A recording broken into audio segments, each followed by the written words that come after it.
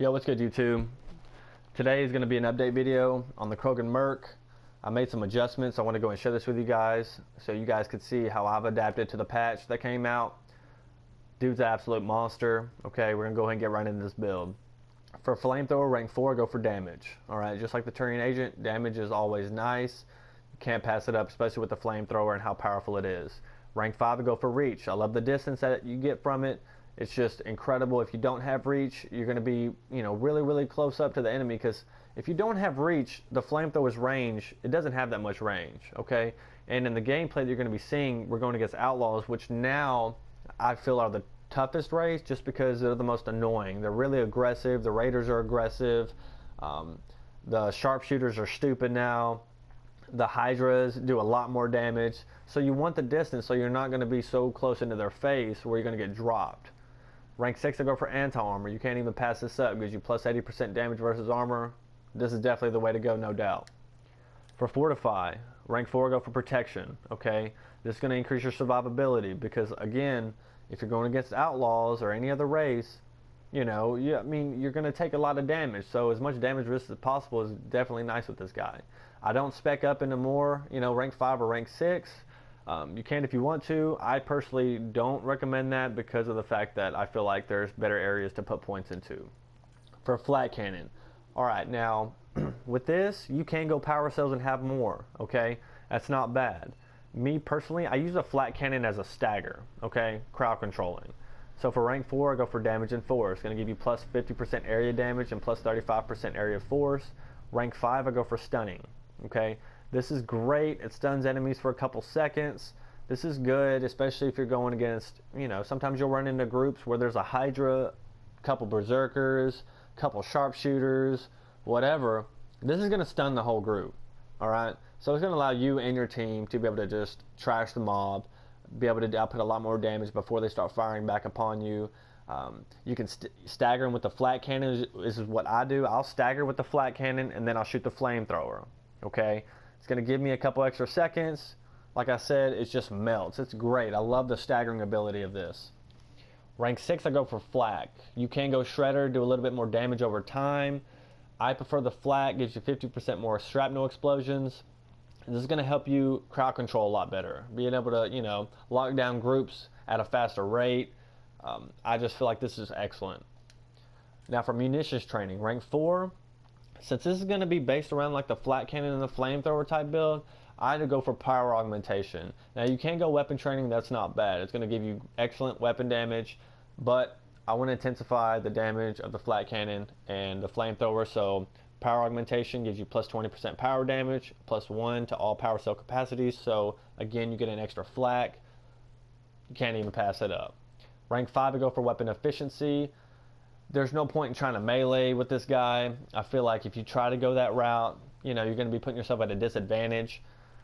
Go for weapon efficiency. It gives you plus 15% weapon reload speed, which is nice, especially for all the weapons, the heavier shotguns, the sniper rifles. It's going to allow you to shoot, more often. It gives you plus 25% weapon clip size, which you can't even be mad about, and plus 20% weapon spare ammo. Going to keep you from having to hit the ammo crates at, as often. Rank 6, I go for precision, okay? Now, sustained fire is not that bad, but I like having that extra little bit of weapon damage as well, because when you're at a distance, like the weapon that I'm using the paw with this guy, okay? The paw is an excellent weapon. After the buff, or after the patch, they buffed it, and it's actually almost identical to the particle rifle in ME3. If you guys have even played that, that gun was awesome. It was a lot of fun to use.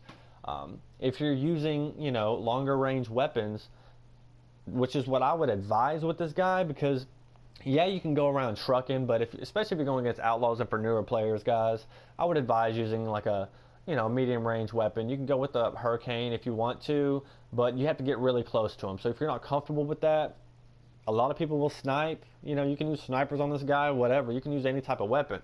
I like the paw because it's got infinite range, alright? You can shoot across the map with that thing. Getting the extra, plus 20% weapon headshot weak point bonus is nice.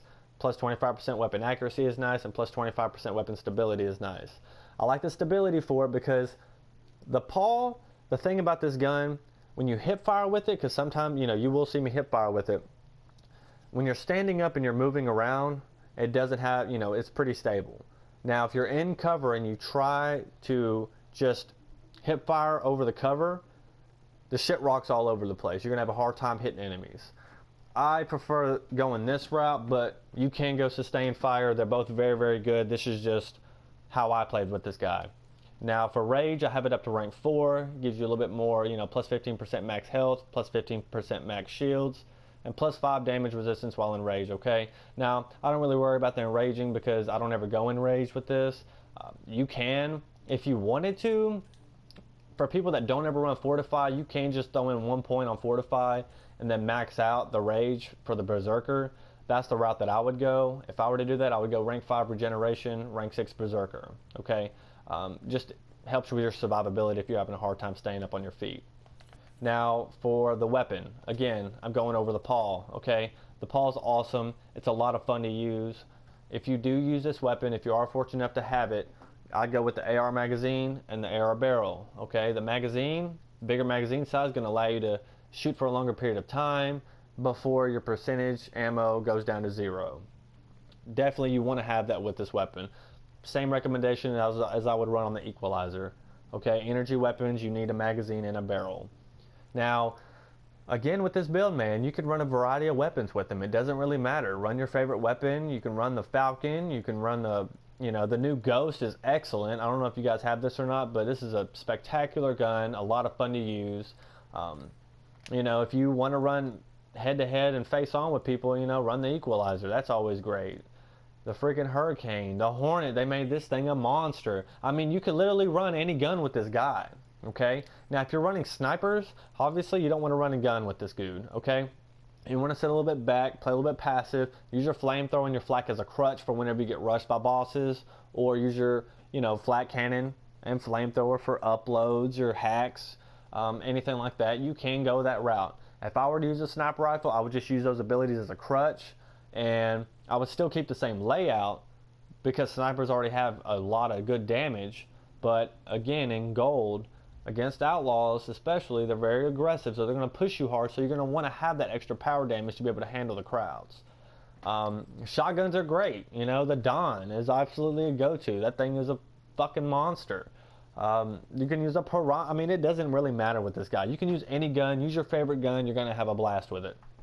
Now, for consumables, because it's power-based, I go for, I'm mainly using the Flamethrower quite a bit, I will go for, you know, the Tech Power Amp. Okay, definitely the way to go. It's going to increase the damage dealt by the Flamethrower. That's going to be, you know, that and the Flat Cannon. I would say the Flamethrower is the bread and butter of this build as well, along with the Turian Agent, because of the fact that it's so powerful. The Flat Cannon is going to be staggering. You can go power capacity if you want more flaks. If you want to just have fun and just start going all over the place with it, you know, going ham, you go ahead and use this. You're going to have more of it. Now, if you're using a power capacity for all you new players, whenever you use up all your flat cannons, the thing about this is, when you hit an ammo box, you're only going to get the amount that your build is set for. You're not going to get the extra. For example, if you use a power capacity mod 4 and it increases the maximum number of power cells by 4, okay? So if you sit there and you hit an ammo box, you're going to get however many flat cannons your build is laid out for. You're not going to get this extra 4. You're going to have to hit multiple ammo boxes. So keep that in mind, guys. Now, if you're having a hard time staying up on your feet, cyclonic mods are always great, okay? I always run, me personally, I run the Tech Power Amp for the Flamethrower, and with the paw, I run the Assault Rifle Rail Amp. Very good, it just makes it stronger, you know, it just makes it hit harder. You don't really need to run an ammo type for this guy. You can if you want to, but you're going to be priming him all the time with the Flamethrower, so it doesn't really matter. The Flamethrower will pretty much take the spot of, for example, an incendiary ammo, no doubt. But you can run that if you want to, have a little bit of fun. I would have always advised, though, to run a Tech Power Amp, okay, with this specific character. But that's going to conclude the build video, guys. I hope y'all enjoyed it. You're going to have a blast with him. Try it out. Make those adjustments. You know, he just tears it up. Now, in the gameplay you're going to see, I do go down. I don't use any rockets. I don't use any health packs.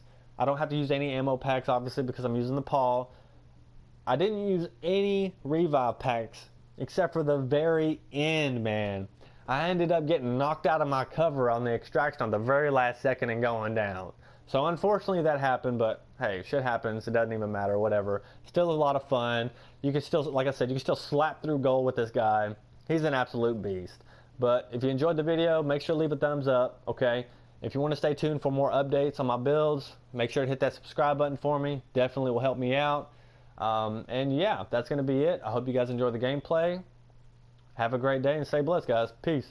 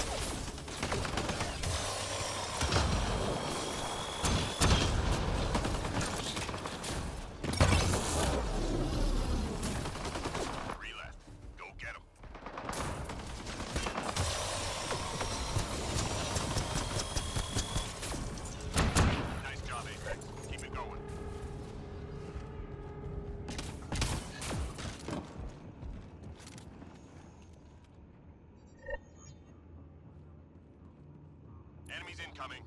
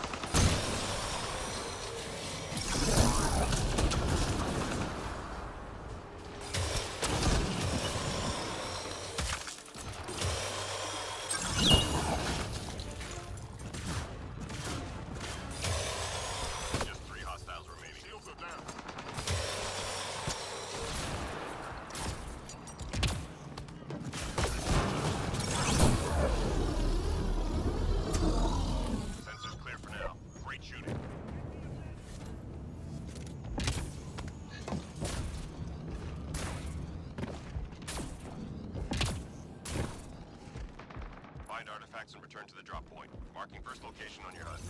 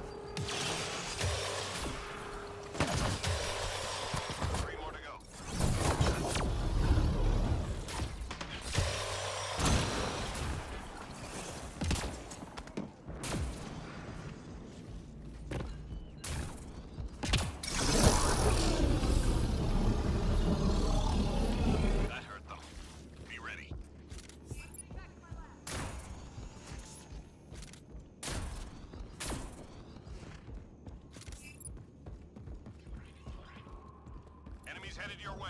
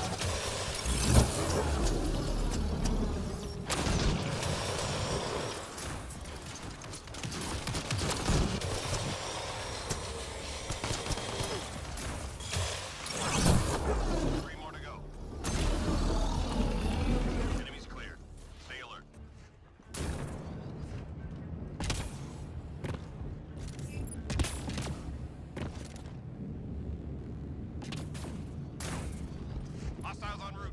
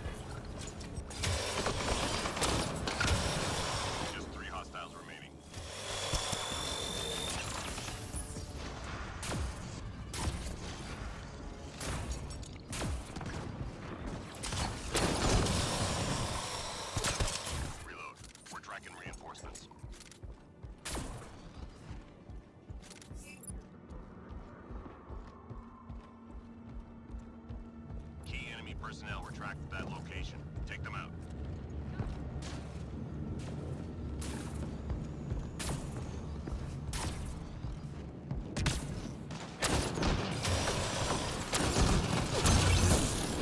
Scratch one target. We've got a read on another priority target.